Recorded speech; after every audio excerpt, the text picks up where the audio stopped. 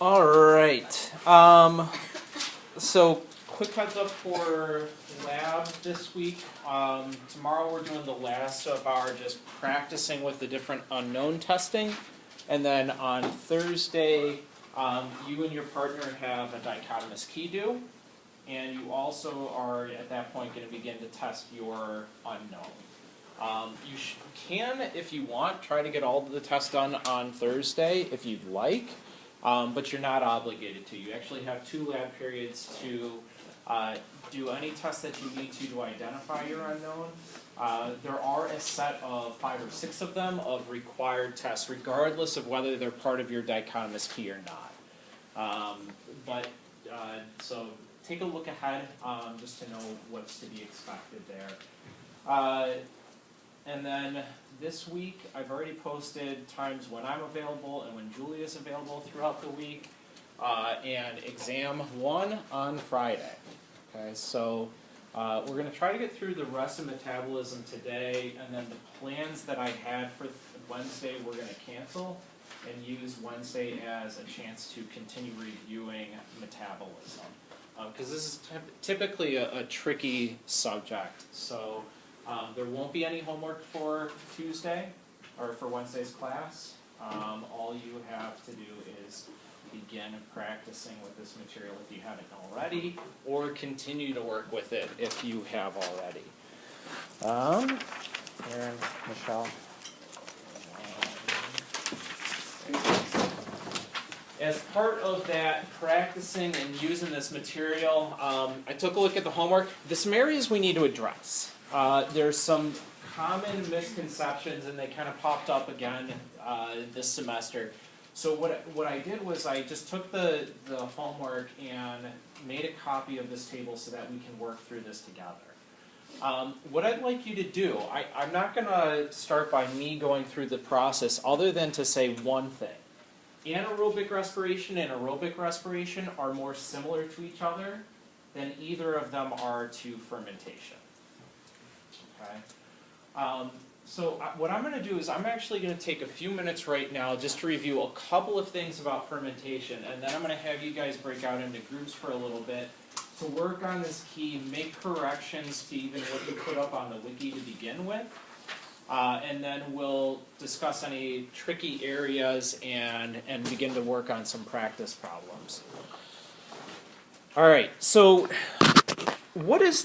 if we could define fermentation, what are hallmarks or characteristics of fermentation?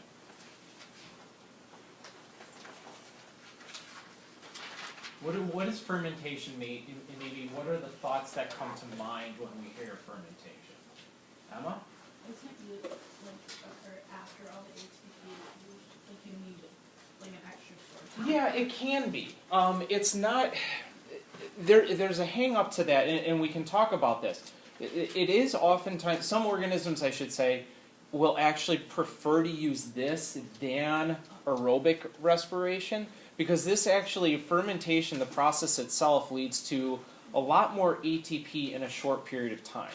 But the way that I like to describe it is there's a lot of meat left on the bone afterward. In other words, there's not full oxidation of glucose, and so there's a lot of stored energy still in the pyruvate at the end of the process. Some organisms, though, this becomes something that they will switch to in periods or time when oxygen isn't available. Because this is a process that can occur in the absence of oxygen altogether. Per molecule of glucose, fermentation doesn't provide that much energy. Really, the only process that the cell goes through in fermentation is glycolysis. And how much ATP is yielded in total from glycolysis per glucose molecule? Just 2, right? We said that aerobic respiration, we can get upwards of 36 to 38 depending on the organism. So the amount of, that's that extra meat on the bone that's left behind, okay? What else happens during fermentation? What are the main products that are produced? Lactic acid. That's one major one. NAD+. NAD+ and lactic acid.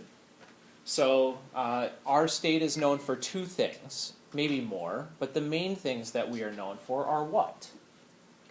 Cheese and alcoholic consumption, okay? And that is fermentation in a nutshell. We typically break down fermentation into two potential outcomes. Some organisms perform lactic acid fermentation. And in lactic acid fermentation, as Kelly pointed out, what we get is lactic acid, and we regenerate, and from NADH, we create NAD again. So we're getting oxidation of NADH to NAD. On the alcoholic side, and organisms that primarily perform this are going to be some of our single-celled eukaryotes like yeast. They will take that pyruvic acid or pyruvate, break it down ultimately into a couple of molecules of ethanol, a couple of molecules of CO2, and again, NADH is being oxidized to form NAD. Now, there's other mechanisms, and here's just a sample of them. So, we have some organisms that produce multiple products, or multiple different products from fermentation.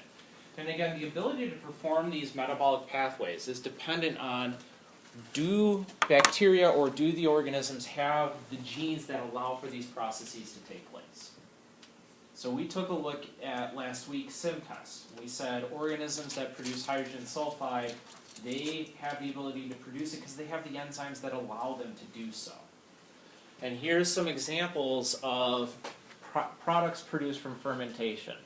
So our organisms that we would call labs or lactic acid bacteria, they're what we classify as homofermenters. They produce a single product from fermentation.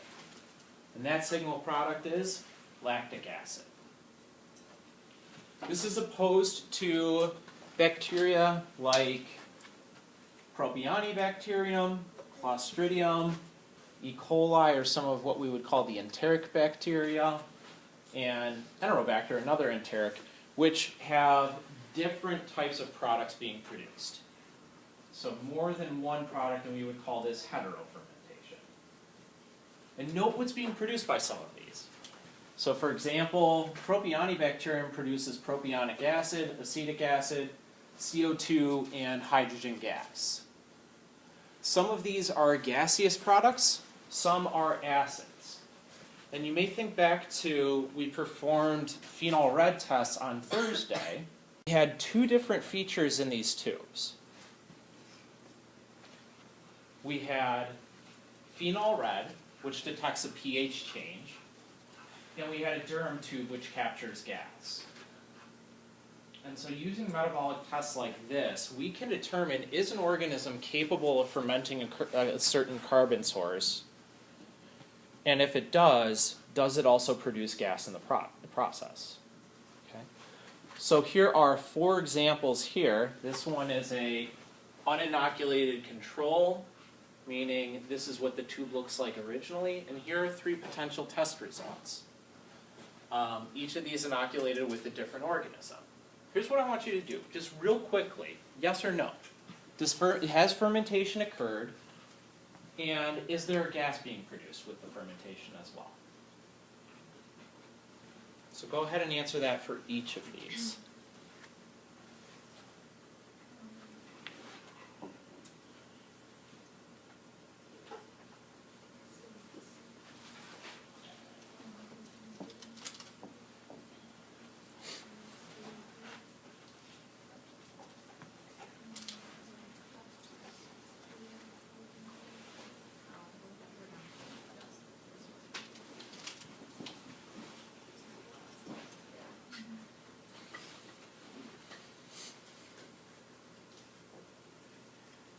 All right, so obviously one of these is not an example of fermentation.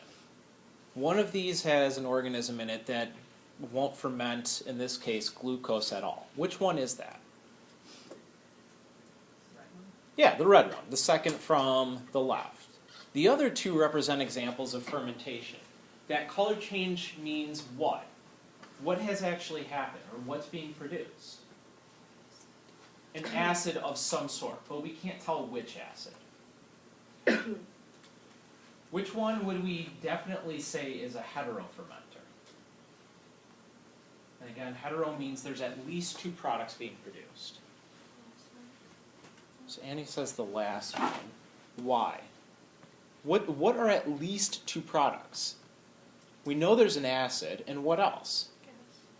There's a gas, because if you pay attention, it's kind of hard to see in this picture, but there's a little tube in here, and there's an empty space in that tube, meaning gas has been captured.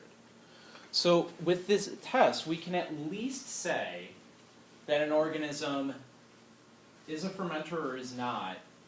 We can't say for certain that this one isn't a homofermenter, but we can at least say that it's not, or we can at least say that this one is a heterofermenter, okay, based on what we can observe. And that's how we use this in practice. But let's go back to this real quick. And I'm going to go back here. We consider these products of fermentation. The lactic acid, the ethanol, the carbon dioxide, hydrogen gas, etc. We consider them waste products. Actually, if you take lactobacillus and you culture it in the presence of glucose, absence of oxygen, it performs lactic acid fermentation. That lactic acid ultimately can inhibit the growth of lactobacillus. So there's a downside to fermentation. The upside is really quick growth. The downside is if the bacteria are stored in that condition for a long period of time, they end up dying off. We use this as a method of food preservation. Okay, we'll talk about that later. What is the purpose, though, of fermentation? From the perspective of the microorganism, what is the purpose of this process? Take a look at the 2 sides. What do they have in common?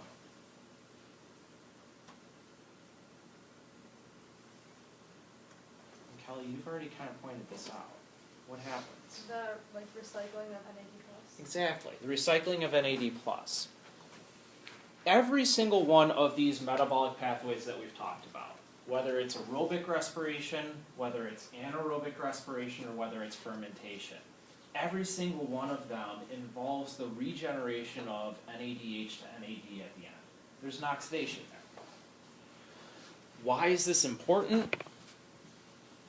Well, let's go ahead and take a look at glycolysis again real quick.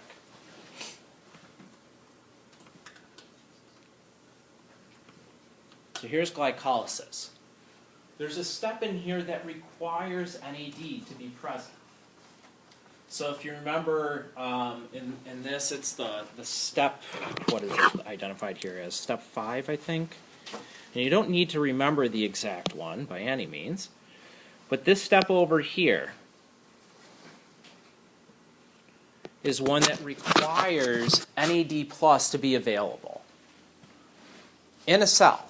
If fermentation doesn't occur, if anaerobic respiration doesn't occur, and if aerobic respiration doesn't occur, there's a finite amount of glucose that can be metabolized and broken down to pyruvate.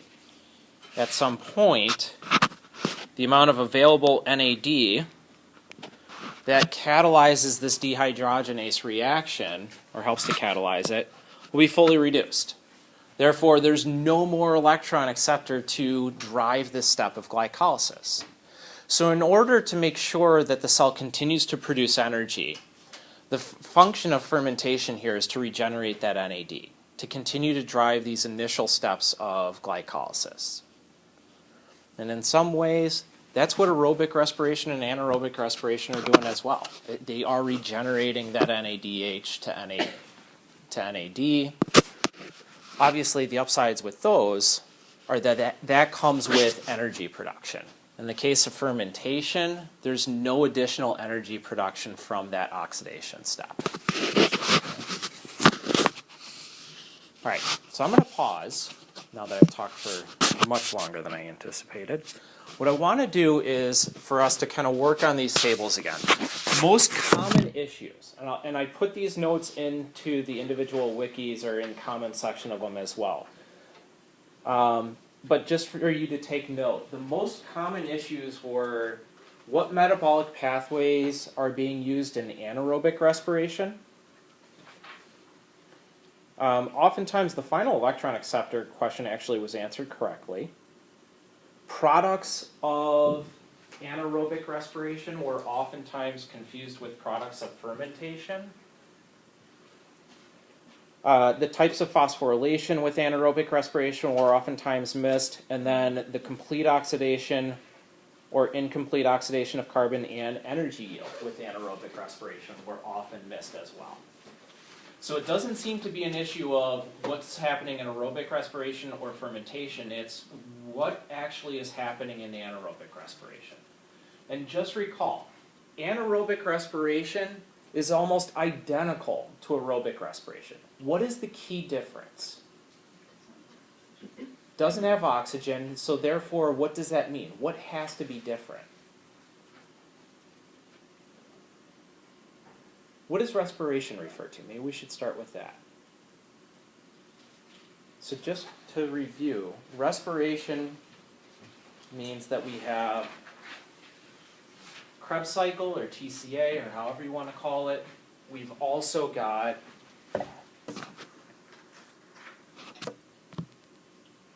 electron transport. Okay, that's the same. But what differs is what accepts the electrons at the end of the electron transport chain. In aerobic respiration, it's oxygen. In anaerobic, it's what are potential options? And there's three. What type of gases in particular, Taylor? Sulfate's one. What are our other two that are commonly used? Nitrate.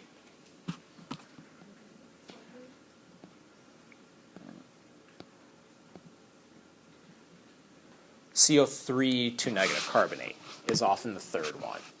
Okay, that one's not necessarily a gas, I suppose, but the most common ones are carbonate, sulfate, and nitrate. That right there is the key difference between anaerobic and aerobic respiration. What this means in terms of the organism is there's a little bit less ATP yielded, but it's more than we get out of fermentation. Okay. So what I wanted to do is let's work through this table for a little bit. Let's identify where the issues are, and then we'll spend some time. I'll spend time answering any questions that you have regarding it. Let's go for about let's say 10 minutes.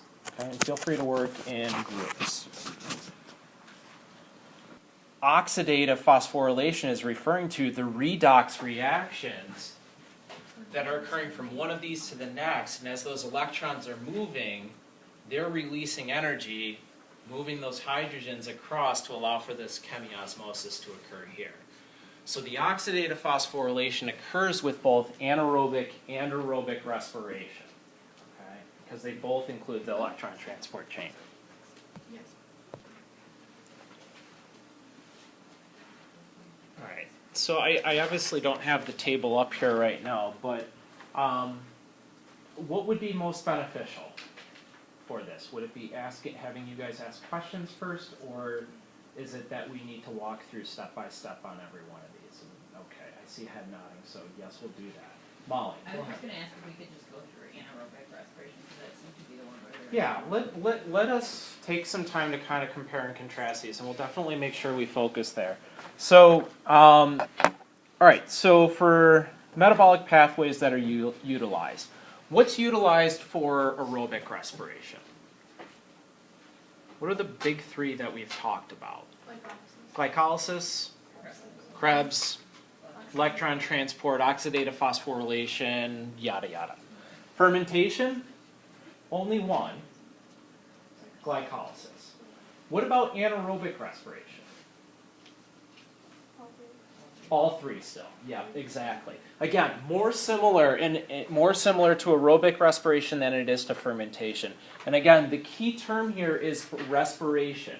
Respiration implies Krebs cycle and electron transport chain as well. What are the final electron acceptors in aerobic respiration? Oxygen.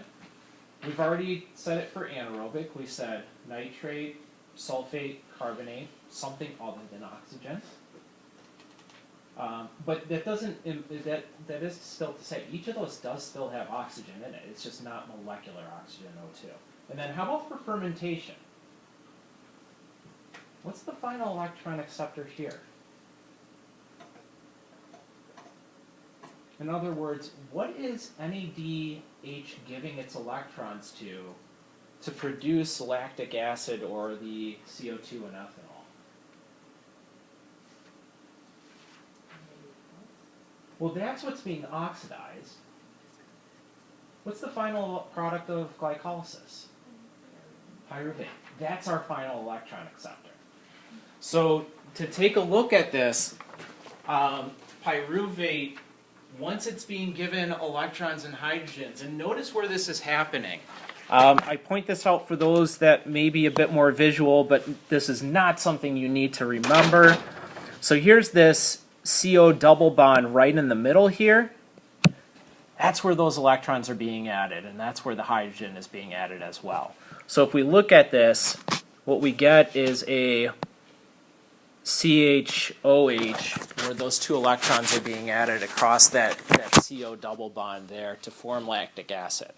On the right side, it's a bit more complex than that. It's actually a two-step reduction process, but again, the main electron acceptor here is the pyruvate. It's undergoing an oxidation first, and then the acetaldehyde that's produced is being reduced into ethanol.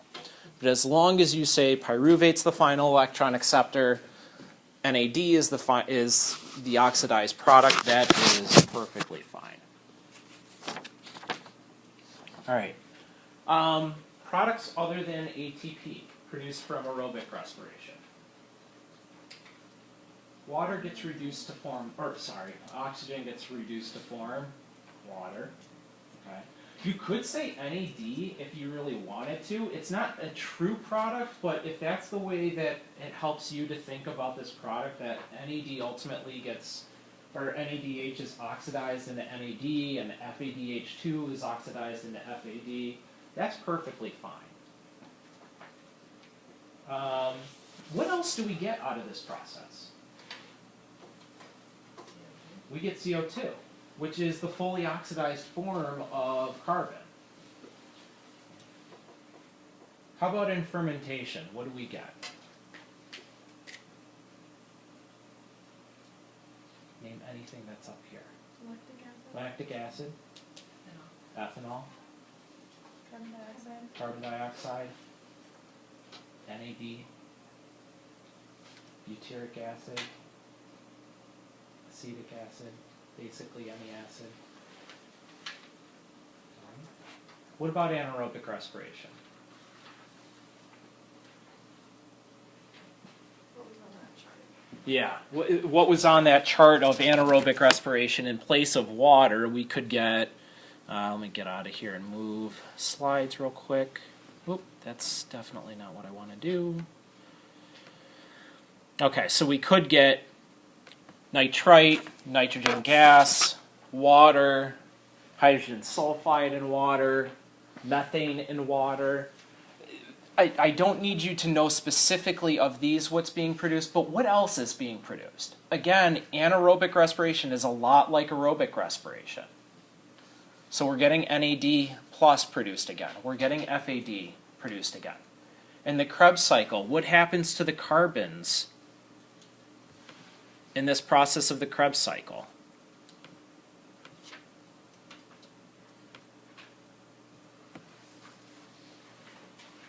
What's shown in light blue all around this cycle here?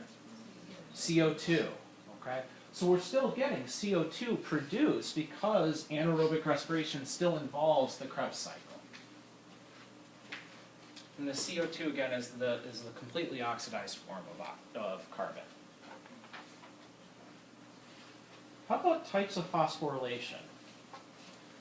What types do we see in fermentation? There's two types, right? There's oxidative and then there's substrate level.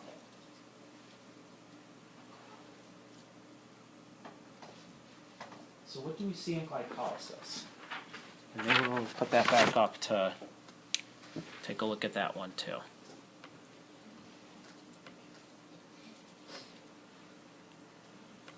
What's the difference between the two?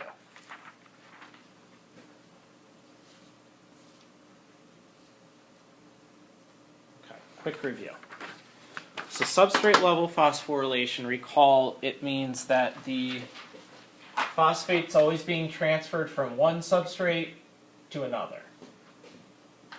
So for example, first step of glycolysis, ATP plus glucose produces ADP, and that phosphate's been moved from ATP onto the glucose. That's an example of substrate level. The phosphate's always being moved from one substrate to another. This is opposed to oxidative phosphorylation, which occurs at what point in metabolism? Where's the only time we see this? Electron transport chain. That last step of these processes, ADP and free-floating phosphate, one that's not bound to anything, producing ATP. So, if you're trying to link terminology here, substrate level phosphorylation occurs in glycolysis. Oxidative phosphorylation occurs in electron transport. So, going back to our chart, what types of phosphorylation occur with respiration?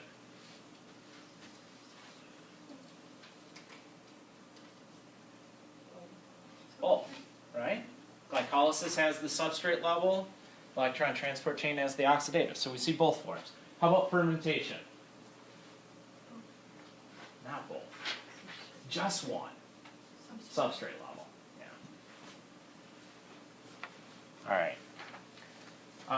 I've kind of tried to mention this one a couple of times throughout, but where do we see complete oxidation of carbon? Yeah, just in respiration. Again, the complete oxidized form is CO2. So if we see just as many CO2 molecules being formed as there are carbon molecules in the original glucose. Glucose is C6H12O6. And the only time we get out 6 CO2 is during Krebs cycle. And so that represents our fully oxidized form. So respiration is where we're getting that full oxidation. And again, what that means is that that full oxidation is releasing these high energy electrons and releasing the hydrogen ions. So that's where we're getting the most energy out of a molecule of glucose to produce ATP. And that takes us to the last part of this table. Which of these do we get the most ATP from a molecule of glucose? Aerobic respiration. Which one do we get the least? Fermentation. Just a couple. Anaerobic we haven't really defined, and that's because it depends on the final electron acceptor. But typically you can kind of think of the rule of thumb is it's going to be around 30-ish, plus or minus 5. So range 35 to 25, roughly. Nitrate's going to give you the most. Carbonate will give you the least. And that I'm not even concerned with you knowing, but I'm just putting it out there and for anybody who goes on Jeopardy someday and you're asked which of these final electron acceptors gives you the most energy. No, wait, that wouldn't be the way that it's asked, right? Nitrate is this final electron acceptor. What is the one that gives you the most energy in anaerobic respiration? Questions on the table or anything we've covered from these different processes? Okay. Let's try a review question. Actually, you know what? Let's do two things real quick. And we're not going to have time to answer this, but I think that this would actually be really good practice for to come in with for Wednesday. So let me pull up a question real quick. Oh, where is it?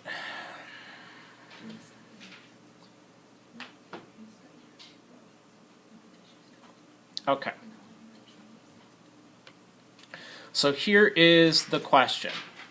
A bacterium undergoing replication develops a nonsense mutation. In other words, it has a mutation that generates an early stop codon in the gene that encodes NADH dehydrogenase, which is complex 1 of the electron transport chain. Describe the function.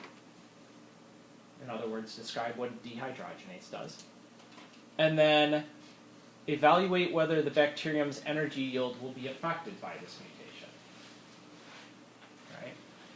And I put 2 follow-ups here. One is, what information do you need to know to answer this question? And the other one is, and what are important terms that you're trying to use in this? And then, how might this affect the pH across the membrane? Or how might it affect O2 consumption? Okay? This is an example of an old essay question from an exam. Okay, and so what I'm trying to do here is just kind of scaffold or provide some support on how might you think through this problem. Typically, or I would say one problem typically that happens with essays on exams is that students will look at the problem and they'll go, I don't know the answer to this. And you may not know the answer to this, but you do know, or you should know coming into the exam, how does respiration work? And that's where you start. You start with what you know, okay? Because what you know is at least going to get you some credit on the question. And maybe starting to write down what you know will help to formulate what's happening here. This problem also starts to tie together concepts like the electron transport chain and the active transport of hydrogen ions across the membrane and how those hydrogens are contributing to ATP. So it's a multi-step problem. Okay? So I will post this one up on Blackboard. I'll post it in the announcements so that it goes to your email as well. But I'd like to start with a problem like this on Wednesday as practice for maybe a potential essay question on the exam. Okay. With that said, what I'm going to do is I'm going to take a few minutes to kind of give you guys a heads up of what does this exam, or what will exams look like? Because this is often a question that gets asked to me or Julia, what should I expect on the exam? The first point is everything we've talked about is fair game. Okay? And in terms of what we've talked about in lab, fair game stuff includes gram staining, and it includes probably phenol red tests, since those are the only ones that we've spent much time with so far talking about with respect to today. All right, so up on Blackboard, what you will find, just to reorient you to a couple of things real quick. So here is what we have posted so far. Again, I'm just going to hide this now so that nobody goes into it actually doing anything.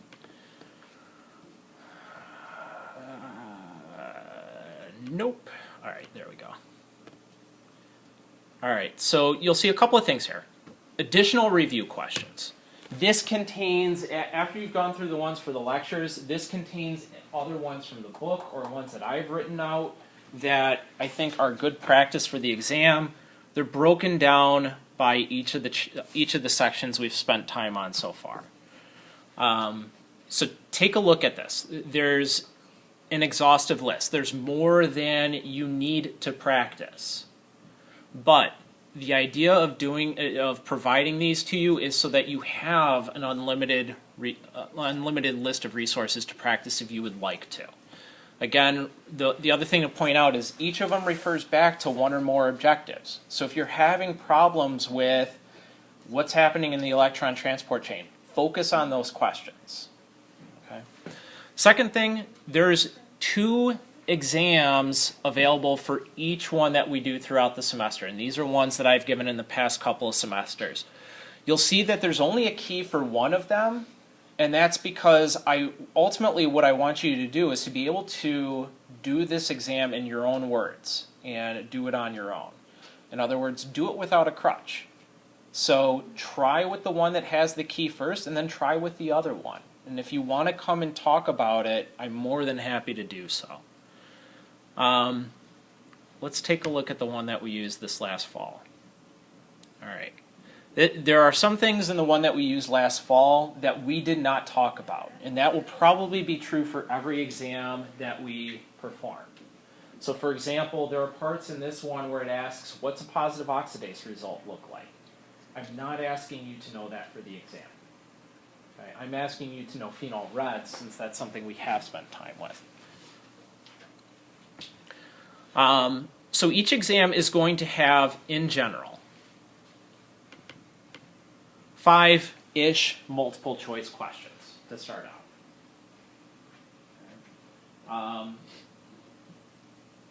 They are not always simple ones. Sometimes they require you to think a little bit.